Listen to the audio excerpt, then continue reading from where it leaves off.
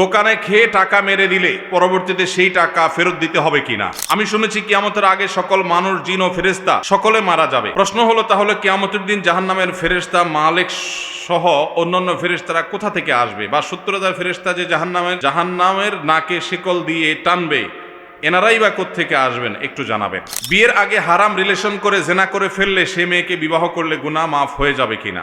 এরপরে প্রশ্ন হলো, একটা কীটনাশক কোম্পানিতে আমি জব করি, প্রতি মাসে আমার স্যালারি হতে নির্ধারিত পার্সেন্ট কেটে নেওয়া হয়। যে অংশ প্রতি মাসে কাটে সেই পরিমাণ অংশ কোম্পানিও আমার প্রভিডেন্ট ফান্ডে জমা রাখে। চাকরি শেষে আমার বেতন হতে কেটে নেওয়া জমাকৃত টাকা প্লাস কোম্পানির জমাকৃত অংশ বাদেও অতিরিক্ত অর্থ প্রদান করে। এখন আমার প্রশ্ন হলো, অতিরিক্ত প্রদানকৃত অর্থ সুদ হিসাবে গণ্য হবে কিনা। আমাদের এলাকায় ঘেরে মাছ চাষের প্রচলন আছে। মাছ চাষিরা যখন আড়তদারের কাছে মাছ বিক্রি করতে যান, তখন যেই পরিমাণ মাছ বিক্রি করেন, যে পরিমাণ মাছ বিক্রি করার টাকা পান, ওজনে তার চাইতে অতিরিক্ত দিতে হয়। এটা আমাদের সমাজে নিয়ম হয়ে গেছে। শরিয়ার দৃষ্টিকোণ থেকে এটা জায়েজ আছে কিনা। পরীক্ষা ভালো ফলাফল করার কোনো আমল আছে কিনা। আমি প্রতিদিন রাতে ঘুমানোর আগে সূরা মুলক ও সূরা সাজদা তেলাওয়াত করার চেষ্টা করি, কিন্তু কখনো কখনো ঘুমের কারণে ভুলবশত তেলাওয়াত না করে ঘুমিয়ে যাই। এতে আমার এই আমলে ফজিলত ছুটে যাবে কিনা। উত্তর হলো না। বেশিরভাগ মহিলাদের তালিমে দানের নামে রিজিকের অংশ বলে মহিলাদের কাছ থেকে চাল, ডাল, তৈল, মাছ, মাংস এবং কাঁচা সবজি নিয়ে থাকে। ইসলামী দৃষ্টিতে এটা কতটুকু সত্য? এখন তালিমের মহিলারা বলে নবী করিম সাল্লাল্লাহু আলাইহি সাল্লামের সুন্নাত ঠিকমতো পালন করতে আমল হিসাবে 3 দিন, 7 দিন, 13 দিন এবং 40 দিন কোনো প্রকার খাবার না খেয়ে শুধু খেজুর পানি খেয়ে থাকতে হবে এবং তাতে করে বেহেশতে যাওয়া যাবে। তালিমের মহিলারা বলে ওদের দান করলে বেশি, মানে 3 গুণ সওয়াব, মসজিদ মাদ্রাসা দান করলে 1 গুণ সওয়াব হবে। এটা কতটা সত্য? পুরোটাই ভুয়া এবং বোগাস। অনলাইন জুয়া বৈধ কিনা? ব্যাপার কি? আমাদের এলাকা সুন্দরবনের তীরবর্তী এলাকা। এখানে প্রায় সময় বাঘ এসে মানুষকে ধরে নিয়ে যায়। কোনো ব্যক্তিকে বাঘে ধরে নিয়ে গেলে তার স্ত্রীকে বাঘ বিধবা বলা হয়। সমাজে তাকে অপয়া মনে করা হয়, ভিন্ন চোখে দেখা হয়। এ বিষয়ে কিছু বলবেন? ভাইরা আমার, এটা নতুন একটি টার্ম, নতুন একটা নামের সাথে আমরা পরিচয় হলাম। আমার জীবনে এটা আমি আগে শুনি নাই যে বাঘ বিধবা বলতেও কিছু আছে। আপনাদের এলাকায় আছে আসলে এই টাইপের কিছু? আছে? এটা তো আগে কখনো শুনি না আমি। যাই হোক, নতুন করে জানলাম, জানার কোনো শেষ নাই। যেহেতু মাহফিল স্থলের খুব কাছেই সুন্দরবন, খালের অপর প্রান্তেই সুন্দরবন, অতএব বাঘ আপনাদের এলাকায় অনেক সময় ঢুকে পড়ে, হামলা করে গরু ছাগলের উপরে, মানুষের উপরে। কোনো মানুষকে যদি বাঘ থাবা দিয়ে ধরে নিয়ে যায় বা মেরে ফেলে, তার স্ত্রীকে বাঘ বিধবা বলুক আর অন্য যে কোনো নাম বলুক, যদি তার স্ত্রীকে অপয়া মনে করা হয়, যদি মনে করা হয় কুফা, সে মানুষ ভালো না, সেজন্য তার স্বামীকে বাঘে খেয়ে ফেলছে, এরকম যদি কেউ মনে করে, তাহলে সে কবিরা গুনাহে লিপ্ত। এবং এটা ভয়ঙ্কর একটা অপরাধ। আমরা এতক্ষণ মানুষের অধিকারের কথা বলছিলাম। একজন নিরপরাধ মানুষকে যদি আপনি অপরাধী বলেন, তাহলে কি তার অধিকার নষ্ট হয় না? হয় না? কোন মানুষকে যদি আপনি খারাপ বলেন অথচ সে খারাপ না, তাহলে আপনি তার অধিকার নষ্ট করলেন। আপনার এই অপরাধ হাজার হাজার তাসবিহ তাহলিল করলেও, লক্ষ লক্ষ বার সুবহানাল্লাহ আলহামদুলিল্লাহ বললেও এই অপরাধ মোচন হবে না, এই পাপ মোচন হবে না, যতদিন পর্যন্ত যাকে কষ্ট দিয়েছেন, যার প্রতি জুলুম করেছেন, তিনি মাফ না করবেন। ভাইরা আমার, একজন নারী, একজন মহিলা তার স্বামীকে যদি বাঘে থাবা দিয়ে নিয়ে যায় বা মেরে ফেলে, তার জীবনের সবচাইতে বেদনাদায়ক অধ্যায় এটা। আমাদের সমাজে মেয়েরা স্বামীর উপর নির্ভরশীল। এই গ্রামাঞ্চলে অভাবী পরিবারের মানুষ হিসাবে স্বামীটা মারা গেলে অসহায় হয়ে যায়। এই অসহায় নারীকে সমাজের প্রত্যেকটা মানুষের কর্তব্য আশ্রয় দেওয়া, তাকে সহযোগিতা করা, তাকে সান্ত্বনা দেওয়া, তার পাশে দাঁড়ানো। কত বড় পৈশাচিক কাজ হতে পারে, কত বড় নির্মমতা হতে পারে, কত বড় পশুত্ব হতে পারে যে সেই নারীকে অপয়া বলে তাকে কষ্ট দেওয়া, তার সাথে মেলামেশা না করা, উঠা বসা না করা, জলসল না করা, তাকে দূর দূর করে ঠেলে দেওয়া। কেন? কারণ সে খারাপ বলে, সে অপয়া বলে, সে কুফা বলে, তার ভিতরে বেবরকতি আছে বলে তার স্বামীকে বাগে নিয়ে গেছে, এটা কোনো মুসলমানের বিশ্বাস নয়, এটা কোনো মুসলমান বিশ্বাস করতে পারে না। বিপদ আপদ আসে কার তরফ থেকে? মনে রাখবেন, নবী করিম সাল্লাল্লাহু আলাইহি সাল্লাম বলেছেন, আশাদ্দুন নাসে বালাআন আল আম্বিয়া সুম্মাল আমসালু ফাল আমসাল। জীবনে সবচেয়ে বেশি বিপদ এসেছে কাদের জীবনে? নবী রাসূলদের জীবনে। নবী রাসূলদের জীবনে যত বিপদ এসেছে, এত বিপদ কোনোদিন কারোর জীবনে আসে নাই, আসবেও না। যার জীবনে যত বিপদ আসে, সে আল্লাহর তত প্রিয় পাত্র হওয়ার আলামত যদি সে ইমানদার হয়, নেক আমলকারী হয়। কারণ নবী করিম সাল্লাল্লাহু আলাইহি সাল্লামের আরেকটি হাদিস আছে, সুনান তিরমিজিতে বর্ণিত হয়েছে, তিনি বলেছেন, ইন্নাল্লাহা ইযা আহাব্বা কওমান ইবতালাহুম। আল্লাহ কাউকে ভালোবাসলে বুঝার উপায় কি? যাকে ভালোবাসে তাকে পরীক্ষা নেয়। আপনারা এই অঞ্চলের মানুষ, আমি জানি নানান পরীক্ষার মধ্য দিয়ে আপনাদের জীবন পার করতে হয়, নানান কষ্ট আপনাদেরকে সহ্য করতে হয়। একদিকে যেমন বাঘের থাবা, আরেক দিকে মানুষের থাবা, নানামুখী জুলুমের শিকার আপনাদের হতে হয়েছে, আমি জানি। এ হাদিস আমাদের জন্য সান্ত্বনা। নবীজি বলেছেন, ইন্নাল্লাহা ইযা আহাব্বা কওমান ইবতালাহুম। আল্লাহ যখন কোন সম্প্রদায়ের মানুষকে, কোন এলাকার মানুষকে, কোন জাতিকে আল্লাহ যখন ভালোবাসেন, তখন তাদেরকে পরীক্ষায় ফেলেন। এই পরীক্ষায় তারা উত্তীর্ণ হতে পারে কিনা, এটাই তাদের জন্য বড় চ্যালেঞ্জের বিষয়।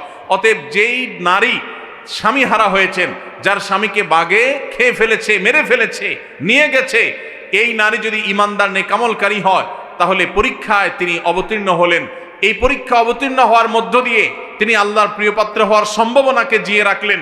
সব ক্ষেত্রে এটা জরুরি না যে বিপদ আসলেই তিনি আল্লাহর প্রিয়পাত্র হবেন। অনেক খারাপ মানুষের জীবনে বিপদ আসে, কিন্তু বিপদ আসছে দেখে তাকে খারাপ মনে করা, এটা কুসংস্কার, এটা ইমানের সাথে সাংঘর্ষিক বিষয়। এরকম মনে করলে, এরকম বিশ্বাস রাখলে আপনার আমল নামাতে কবিরা গুনাহ লেখা হবে, ভয়ঙ্কর অপরাধ হবে। আপনি কোনো মানুষকে এভাবে কষ্ট দিতে পারেন না। ভাইরা আমার, আপনারা যারা এই এলাকার মানুষ আছেন, আপনাদের কাছে আমি আজ উদাত্ত আহ্বান রাখতে চাই, এই তথাকথিত বাঘ বিধবাদেরকে আপনারা কখনো অপয়া মনে করবেন না, কখনো তাদেরকে দূরে ঠেলে দিবেন না, তাদেরকে দূর দূর করবেন না। চেষ্টা করবেন তো ইনশাআল্লাহ। এই নারীদেরকে সম্ভব হলে সান্ত্বনা দিবেন, সম্ভব হলে তাদেরকে আশ্রয় দিবেন, তাদেরকে আপন করে নেবেন, তাদেরকে বুঝাবেন।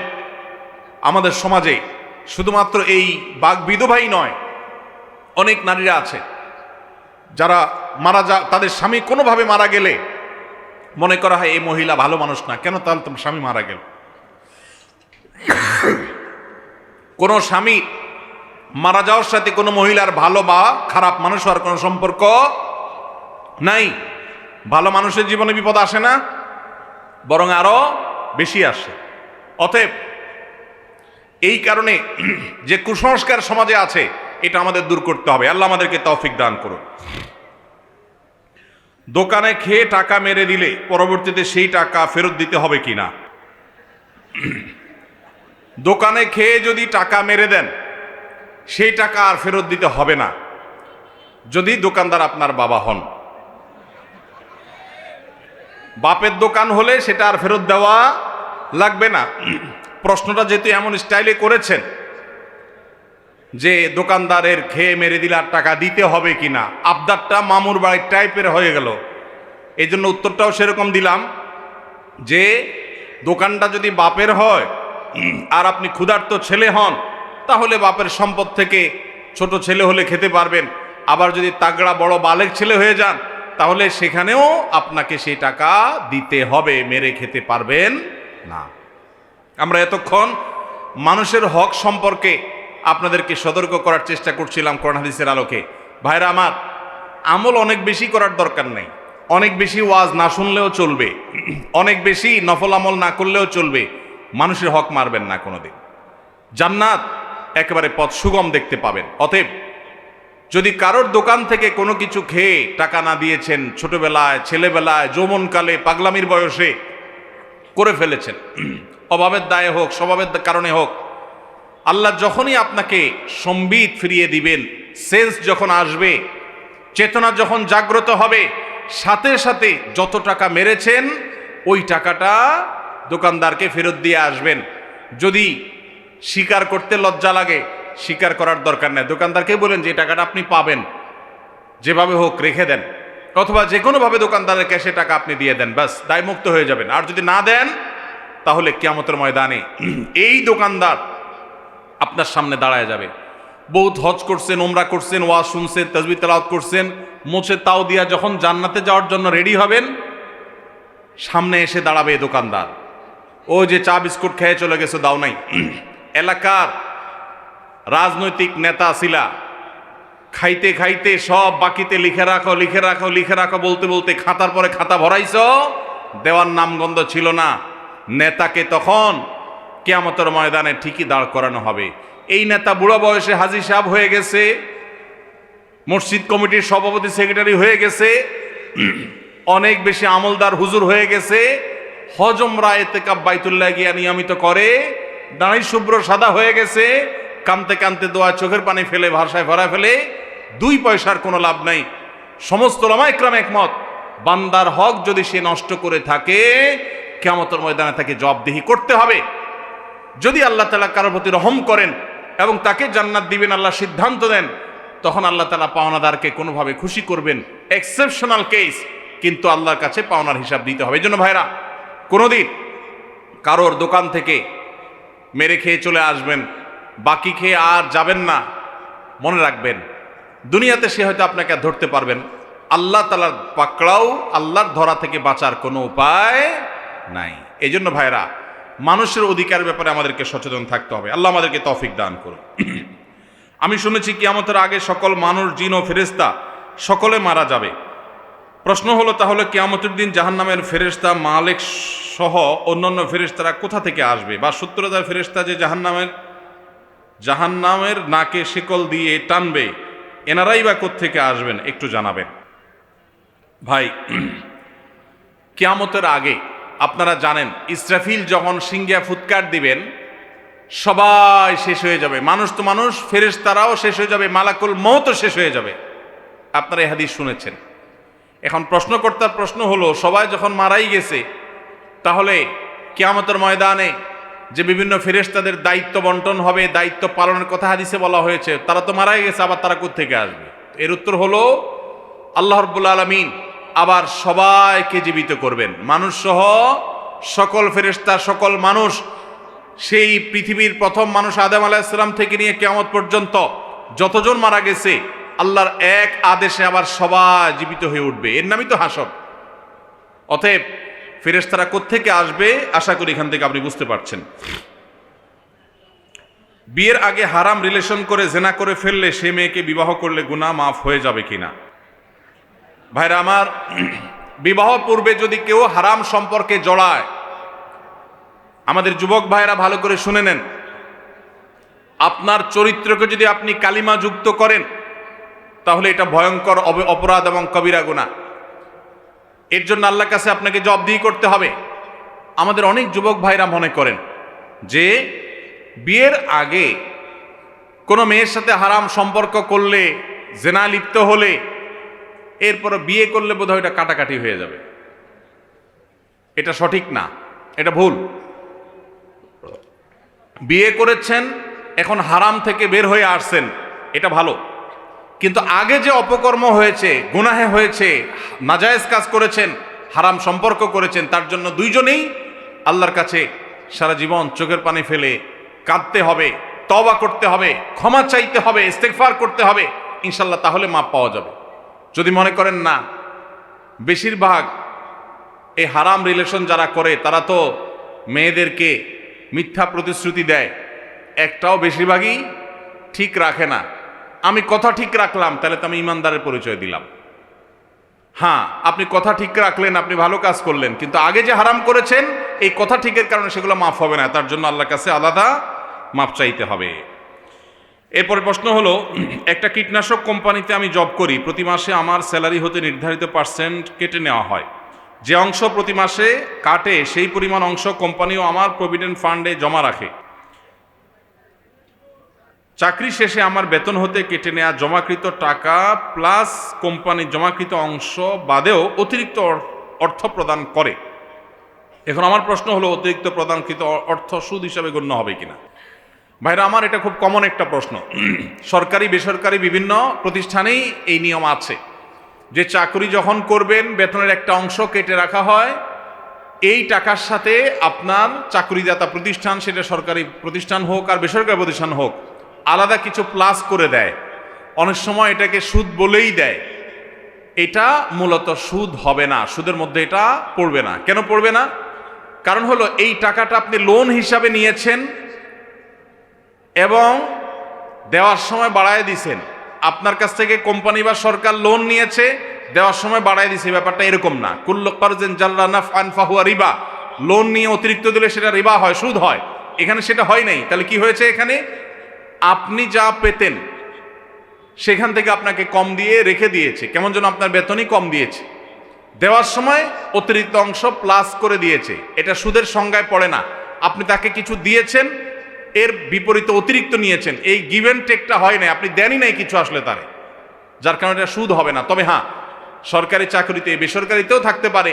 একটা নিয়ম আছে এখন, যে একটা পার্সেন্টেজের পরে বাধ্যতামূলক যেটা প্রভিডেন্ট ফান্ডে কাটা হবে, এর বাইরের যেটা আপনি ঐচ্ছিকভাবে কাটতে পারেন, সেটা যদি আপনি ইচ্ছাকৃত কাটেন এবং সেখানে অতিরিক্ত টাকা দেয়, তাহলে সেটা সুদ হবে। আর যেটা বাধ্যতামূলক কেটে নেওয়া হচ্ছে আপনার বেতন থেকে, আপনাকে দেওয়া হচ্ছে না, চাকরি ছাড়লে বা অবসরে গেলে তখন আপনাকে অতিরিক্ত দেওয়া হচ্ছে, এই অতিরিক্ত নেওয়াটা সুদ হবে না। এ বিষয়ে বাংলাদেশের প্রথিতযশা সব উলামায়ে কেরাম প্রায় একমত, কারোর কোনো ভিন্ন মত নাই। এরপর প্রশ্ন হলো, আমাদের এলাকায় ঘেরে মাছ চাষের প্রচলন আছে। মাছ চাষিরা যখন আড়তদারের কাছে মাছ বিক্রি করতে যান, তখন যেই পরিমাণ মাছ বিক্রি করেন, যে পরিমাণ মাছ বিক্রি করার টাকা পান, ওজনে তার চাইতে অতিরিক্ত দিতে হয়। এটা আমাদের সমাজে নিয়ম হয়ে গেছে। শরিয়ার দৃষ্টিকোণ থেকে এটা জায়েজ আছে কিনা? ভাইরা আমার, এটা আমি আজকে খেতে বসেও শুনেছি যে এই প্রচলন নাকি আপনাদের এলাকায় আছে, যে আড়তে যখন একজন কৃষক, একজন চাষি মাছ চাষ করেছেন, তিনি যখন মাছ বিক্রি করতে গেছেন, তখন 1 কেজি মাছ বিক্রি করতে গেলে 1 কেজি 200 গ্রাম বা 1 কেজি 150 গ্রাম অতিরিক্ত মাছ নাকি দেওয়া লাগে। এই নিয়ম কি আছে আসলে? কত? 100 গ্রাম অতিরিক্ত দিতে হয়। পরিপূর্ণভাবে না জায়েজ। আড়তদার ভাইয়েরা কান খাড়া করে শুনে রাখেন, এই টাকা আপনাদের জন্য হালাল হবে না।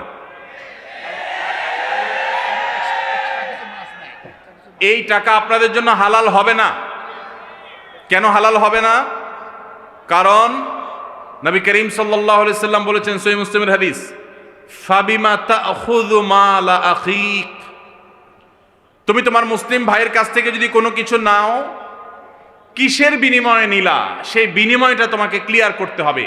আপনি 1 কেজি মাছের টাকা দিয়েছেন, 1 কেজি মাছ নিয়েছেন, এখানে বিনিময় ক্লিয়ার, যে টাকা দিয়েছেন 200 টাকার মাছ নিয়েছেন। এই যে অতিরিক্ত কিছু নিয়ে নিলেন, আপনি কোষ করে কিছু নিয়ে আইলেন, এক্সট্রা কিছু হাত দিয়ে তুলে নিলেন, অথবা 100 গ্রাম ফিক্স করে অতিরিক্ত নিলেন। 5 কেজি মাছ বিক্রি করেছেন চাষি, সেখান থেকে 500 গ্রাম আপনাকে অতিরিক্ত দিতে হয়েছে। এই যে মাছটা নিলেন, এটার মূল্য তো আপনি পরিশোধ করেন নাই। তাহলে ফাবিমা তাখুযু মাল আখিকা প্রশ্নের জবাব আপনি দিতে পারছেন না, বিধায় এটা পরিষ্কার হারাম। এখন এই আড়তদার যদি মাহফিলে টাকা দিয়ে দেয় লাখ লাখ টাকা, তারপরে ওটা হালাল হবে না। এই আড়তদার যদি মসজিদ মাদ্রাসায় হাজার হাজার টাকা দেয়, তবুও সেটা হালাল হবে না।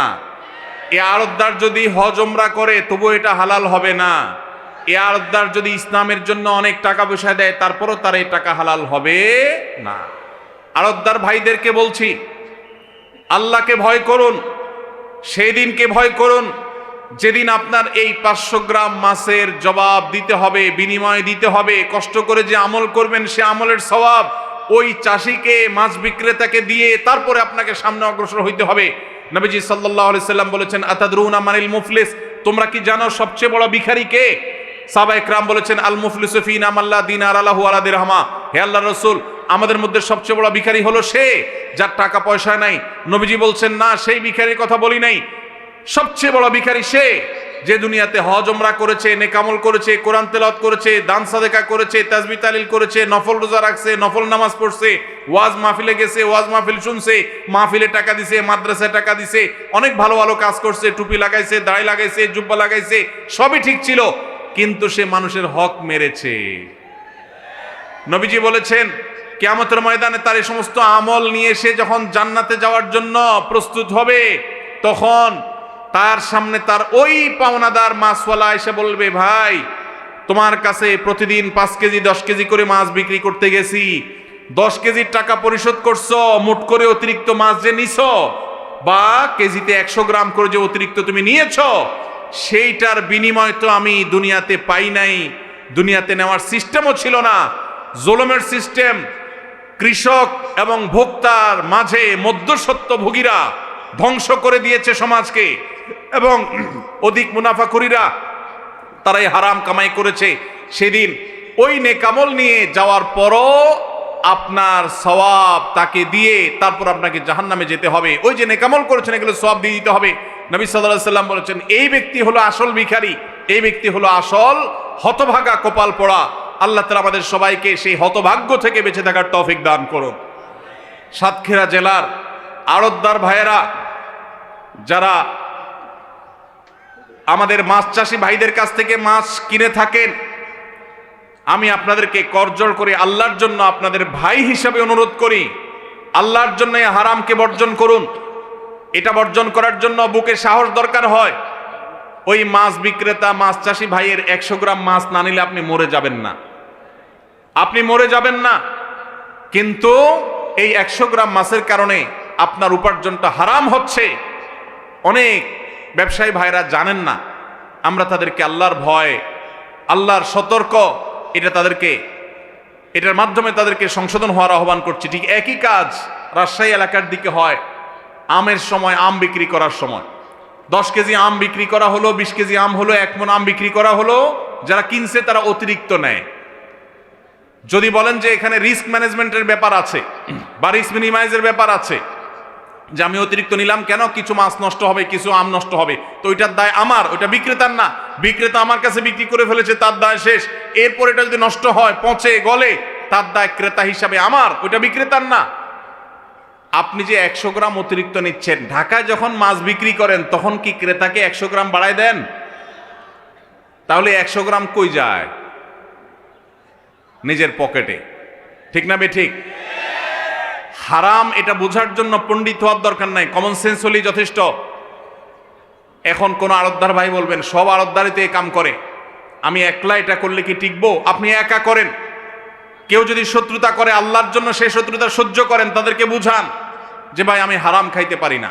আল্লাহ আমাদের ভাইদেরকে হেদায়েত দান করুন। পরীক্ষা ভালো ফলাফল করার কোনো আমল আছে কিনা, এই প্রশ্ন ফাঁকিবাজ ছাত্রদের। ভালো ছাত্র কখনো এই প্রশ্ন দেয় না সচরাচর। ফাঁকিবাজ ছাত্রের প্রশ্ন কিভাবে বুঝলাম? কারণ আপনি দেখবেন আমাদের সমাজে পোলাপান যেগুলো সারাদিন আড্ডাবাজি করে বেড়ায়, মোবাইল টিপাটিপি করে বেড়ায়, পড়ালেখা করে না, সারা বছর ক্লাসের খোঁজ খবর নাই, এরা পরীক্ষার আগে কলম নিয়ে বলে হুজুর এটা পড়ে দেন। অনেক জায়গায় যায় তারা পরীক্ষা ভালোর জন্য। দেখেন, পরীক্ষা ভালো হওয়ার আমল হলো বেশি বেশি পড়ালেখা করা। পরীক্ষা ভালো হওয়ার আমল কি ভাই? বেশি বেশি পড়ালেখা করা। আপনি বেশি বেশি পড়ালেখা করবেন, পরীক্ষা আল্লাহ তাআলা ভালো করবেন। হ্যাঁ, এর পাশাপাশি আপনি আল্লাহর কাছে দোয়া করবেন, আল্লাহ আমার পরীক্ষা সহজ করে দেন, আল্লাহ আপনার পরীক্ষা প্রশ্নের উত্তর দেওয়ার তৌফিক দান করেন, আমার স্মৃতিশক্তি মেধাশক্তি বাড়ায় দেন। আপনি আল্লাহর কাছে দোয়া করবেন, দান সাদাকা করতে পারেন। এর বাইরে আলাদা কোনো আমল আমার জানা নাই যে স্পেসিফিক কোনো আমল এটা করলে পরীক্ষা আপনার অটোমেটিক সহজ হবে। আপনি সারা বছর ফাঁকি ঝুঁকি দেন, ক্লাস না করেন, 2 নম্বরই করেন, আড্ডাবাজি করেন, ঘোরাঘুরি করেন, আর ওই দোয়া পড়বেন আর পরীক্ষার হলে যাবেন, পটাপট সব লেখা হয়ে যাবে, এরকম দোয়া আমার জানা নাই ভাই। অতএব পরীক্ষার হলে ভালো লেখার জন্য ভালো পরিশ্রম করতে হবে, পাশাপাশি আল্লাহর কাছে দোয়া করতে হবে, আল্লাহ তাআলা সহজ করবেন ইনশাআল্লাহ। আমি প্রতিদিন সূরা, রাতে ঘুমানোর আগে সূরা মুলক ও সূরা সাজদা তেলাওয়াত করার চেষ্টা করি, কিন্তু কখনো কখনো ঘুমের কারণে ভুলবশত তেলাওয়াত না করে ঘুমিয়ে যাই, এতে আমার এই আমলে ফজিলত ছুটে যাবে কিনা? উত্তর হলো না। এই আমলে ফজিলত ইনশাআল্লাহ হঠাৎ মাঝে মধ্যে ছুটে গেলে আপনার এর যে মর্যাদা, সূরা মুলক তেলাওয়াত করলে রাতে শোয়ার সময়, শোয়ার আগে, তাহলে কবরের ফিতনা থেকে, আযাব থেকে, পরীক্ষা থেকে আল্লাহ তাআলা মুক্তি দান করেন। মাঝে মধ্যে ছুটে গেলে ইনশাআল্লাহ এই ফজিলত আপনার মিস হবে না। নফল আমল বরং মাঝে মধ্যে ছুটতে পারে, ছুটা উচিত, ছুটার কথা। ফরজ আমল এটা কখনো ছুটতে পারে না, বিধায় নফল আমল মাঝে মধ্যে ছুটাটা বরং স্বাভাবিক, এটার জন্য অরিড হওয়ার কোনো কারণ নাই। বেশিরভাগ মহিলাদের তালিমে দানের নামে রিজিকের অংশ বলে মহিলাদের কাছ থেকে চাল, ডাল, তৈল, মাছ, মাংস এবং কাঁচা সবজি নিয়ে থাকে। ইসলামী দৃষ্টিতে এটা কতটুকু সত্য? এখন তালিমের মহিলারা বলে নবী করিম সাল্লাল্লাহু আলাইহি ওয়াসাল্লামের সুন্নাত ঠিকমতো পালন করতে আমল হিসাবে 3 দিন, 7 দিন, 13 দিন এবং 40 দিন কোনো প্রকার খাবার না খেয়ে শুধু খেজুর পানি খেয়ে থাকতে হবে এবং তাতে করে বেহেশতে যাওয়া যাবে। তালিমের মহিলারা বলে ওদের দান করলে বেশি, মানে 3 গুণ সওয়াব, মসজিদ মাদ্রাসা দান করলে 1 গুণ সওয়াব হবে। এটা কতটা সত্য? পুরোটাই ভুয়া এবং বোগাস। আমাদের দেশে মেয়েদের তালিমের নামে অনেক ফিতনা চলতেছে। ওলামা একরাম, প্রমিনেন্ট আলিম সমাজে যারা আছেন তাদের তত্ত্বাবধান ছাড়া এরকম নিজেরা দিন প্রচারের নামে যা করছেন এগুলো বেশিরভাগ ক্ষেত্রে ফিতনায় পরিণত হয়। আল্লাহ আমাদের এই সমস্ত মা বোনদেরকে হেদায়েত দান করুন। তারা এই সমস্ত ভুলভাল কথা বলে তাদের ঠিকানা জাহান্নাম করছেন। কারণ নবীজি বলেছেন, মান কাযাবা আলাইয়া মুতাআম্মিদান ফালিয়াতাবাওয়া মাকআদাহু মিনান নার। যে ব্যক্তি মিথ্যা হাদিস আমার নামে বলবে, আমি যেটা বলি না এটা বলবে, সেজন্য তার জাহান্নামে তার ঠিকানা জেনে রাখে, তার জাহান্নামের টিকেটের রিজার্ভেশন যেন সে করে নিল। এজন্য সতর্ক থাকতে হবে। অনলাইন জুয়া বৈধ কিনা? ব্যাপার কি? কমন পড়ে গেছে নাকি? অনেক বেশি কমন। ইন্না লিল্লাহি ওয়া ইন্না ইলাইহি রাজিউন। এটা তো আমার কল্পনাও ছিল না। আপনাদের সবার আওয়াজ শুনে বুঝতে পারলাম যে এটা ব্যাধি আকার ধারণ করে গেছে।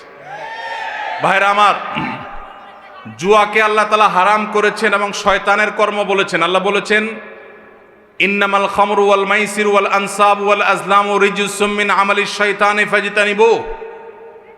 মদ এবং আরো কয়েকটি হারামের কথা বলে আল্লাহ বলেছেন জুয়া, এগুলা সবগুলো শয়তানের কর্মকাণ্ড, এগুলা থেকে বেঁচে থাকো। অতএব জুয়া, অফলাইনের জুয়া যেরকম হারাম, অনলাইনের জুয়াও সেই রকম হারাম। শুধুমাত্র আপনাদের এই সাতক্ষীরা এলাকাতেই নয়, গোটা দেশে আমাদের অনেক তরুণরা, অনেক মানুষ বুঝে না বুঝে বিভিন্ন মোবাইল অ্যাপসের মাধ্যমে বিভিন্ন রকম অনলাইন বেটিং এর সাথে, জুয়ার সাথে তারা জড়িয়ে যাচ্ছেন। তারা জানেনও না যে তারা হারামের সাথে জড়িয়ে গেছেন। এই হারাম তাদের শুধুমাত্র জাহান্নামকেই ত্বরান্বিত করবেন না, দুনিয়াতে তাদের অশান্তি অনেকটাই অবধারিত এবং নিশ্চিত। জুয়া এবং এই জাতীয় হারাম বেটিং এগুলোর মাধ্যমে হারাম কাজ করে, হারাম উপার্জন করে সুখের সাগরে ভাসছে, অনেক সুখী আছে, এরকম মানুষ আপনি খুব একটা দেখাতে পারবেন না, মানুষই দেখাতে পারবেন না। টাকা পয়সা হতে পারে, কিন্তু সুখ আল্লাহ তাআলা কখনো হারামে রাখেন নাই। যারা এই হারাম উপায়ে উপার্জন করছেন, যারা অনলাইনে বা অফলাইনে যেভাবে হোক জুয়া খেলে, বেটিং এর মাধ্যমে যারা উপার্জন করছেন, তাদের প্রতিটি পয়সা হারাম। তাদের ইবাদত কবুল হবে না, দোয়া কবুল হবে না, এবং যেই দেহ যা হারাম দ্বারা গঠিত হয়েছে, নবীজি সাল্লাল্লাহু আলাইহি সাল্লাম বলেছেন যে সেই দেহ জাহান্নামের জন্য উপযুক্ত, সেটা জাহান্নামে যাবে। অতএব আমরা খাঁটি মুসলমান হওয়ার জন্য, পরিপূর্ণভাবে ইসলামে দাখিল হওয়ার জন্য 5টা শর্তের কথা বলেছিলাম। এর মধ্যে 5 নম্বর বলেছিলাম হালাল হারাম মেইনটেইন করা। অনেকে নামাজ কালাম পড়ে হালাল হারাম মেইনটেইন করে না। যারা অনলাইন জুয়ার সাথে আসক্ত আছেন, আল্লাহর জন্য এই হারামকে আজকেই ত্যাগ করে দেন, মোবাইল থেকে আনইনস্টল করে দেন এবং হারাম থেকে সরে আসেন। পরিশ্রম করেন, কষ্ট করেন, এরপরে কষ্ট করে উপার্জন করেন। নবীজি সাল্লাল্লাহু আলাইহি সাল্লাম বলেছেন, আফদালুল কাসবে কাসবুল ইয়াদ। হাত দিয়ে মানুষ যে কামাই করে, পরিশ্রম দিয়ে করে মানুষ যে কামাই করে, এটা হলো সবচেয়ে উত্তম কামাই। অতএব এই হারাম ছাড়বেন তো ইনশাআল্লাহ? আল্লাহ আমাদের যুবক ভাইদেরকে, সব ভাইদেরকে হারাম ছাড়ার তৌফিক দান করুন। অনেক অ্যাপ বের হয়ে গেছে, সবগুলোর জন্য কমন উত্তর, এগুলো সবগুলো হারাম। পৃথিবীর কোনো আলেম এগুলোকে হালাল বলেন না। অতএব এই হারাম থেকে বেঁচে থাকেন, এই সমস্ত ধোকায় পা দিবেন না। বহু মানুষ বিভিন্ন রকমের ক্যাসিনো ব্যবসা করে সর্বশান্ত হয়ে গেছে। এগুলোতে প্রাথমিকভাবে মনে হয় অনেক লাভ করব, একটা সময় তাদের অবস্থা বড় খারাপ হয়, সর্বশান্ত হয়ে যায়। যদি দুনিয়াতে টাকা কামাইও করে, তার জাহান্নাম, এমনকি দুনিয়াতে তার অশান্তি অবধারিত, কারণ হারামে আরাম নাই। আল্লাহ আমাদেরকে বুঝার তৌফিক দান করুন। আল্লাহ নবী সাল্লাল্লাহু আলাইহি সাল্লামকে এবং সমস্ত নবী রাসূলকে আল্লাহ বলেছেন, ইয়া আইয়ুহার রাসূলু কুলু মিনাত তাইয়্যিবাতি ওয়া আমালু সালিহা, হে নবী রাসূলগণ হালাল ভক্ষণ করো এবং নেকামল করো। আল্লাহ আগে হালাল খাইতে বলছেন না আগে নেকামলের কথা বলছেন? হালালের কথা আগে বলেছেন। আমাদের সমাজে অনেক লোক আছে মনে করে 2 নম্বর পথে কামাই করে নেই, এরপরে হাজী সাহেব গাজী সাহেব হয়ে যাব। এটা কোনো সঠিক পথ না। আল্লাহ আমাদের সংশোধন হওয়ার তৌফিক দান করুন। সবাই হালাল উপার্জনে গুরুত্ব অনুধাবন করার চেষ্টা করবো তো ইনশাআল্লাহ। হালাল খাবেন, পরিমাণে অল্প হোক, আল্লাহ বরকত দিবেন। হারাম অনেক হবে, আল্লাহ বরকত উঠায় নিবেন। অশান্তিতে ভরে থাকবে, সবাই দেখবে সুখে আছেন, আসলে আপনার ত্রাসের মধ্যে আপনি বসবাস করছেন। আল্লাহ আমাদের সবাইকে হারামকে বর্জন করার মতো ঈমানি শক্তি দান করুন। চেষ্টা করবো তো ইনশাআল্লাহ। আমাদের রিজিকের মালিক কে? আমরা হারাম উপার্জন যদি ত্যাগ করি আমরা না খেয়ে মরে যাব না, আল্লাহই বাঁচাবেন। এই জন্য এই হারাম বেটিংগুলো, হারাম জুয়া, এই সমস্ত নাজায়েজ উপায় উপার্জন বন্ধ করবেন তো ইনশাআল্লাহ। যুবক ভাইদেরকে বুঝাবেন, নিজেরা সতর্ক থাকবেন। আল্লাহ আমাদের সবাইকে সতর্ক থাকার তৌফিক দান করুন। জাযাকুমুল্লাহু খায়রা ওয়া আখিরু দাওয়ানা আনিল হামদুলিল্লাহি রাব্বিল আলামিন। ওয়াসসালামু আলাইকুম ওয়া রাহমাতুল্লাহি ওয়া বারাকাতুহু।